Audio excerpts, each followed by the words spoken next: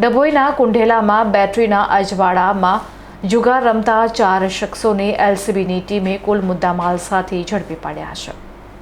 કુંઢેલા ગામ railway station પાછળ ખુલ્લી પડતર જગ્યામાં મોબાઈલની ટોર્ચના અજવાળે પત્તા પાના વડે હાર જીતનો જુગાર રમતા 4 ઇસમોની પોલીસે રંગે હાથ ઝડપી પાડ્યા છે, જ્યારે 2 ઇસમો નાસી છૂટવામાં સફળ રહ્યા હતા.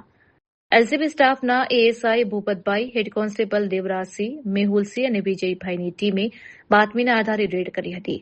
પકડાયેલા આરોપીઓમાં નવાઝ હસન પટેલ, હઠીરસિંહ રામસિંહ ગોહિલ, ઇરફાન મકબૂલ સિંધી અને જિગ્નેશ પાટીલનો સમાવેશ થાય છે.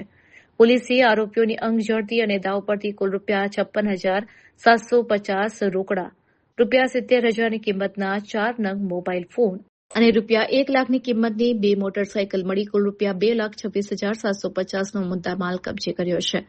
રેડ દરમિયાન કુંઢેરા રેલવે સ્ટેશન પાસે રહેતા સલીમ મલેક, બોબી વસાવા નામના 2 શખ્સો અંધારાનો લાભ લઈ ભાગી છૂટ્યા હતા.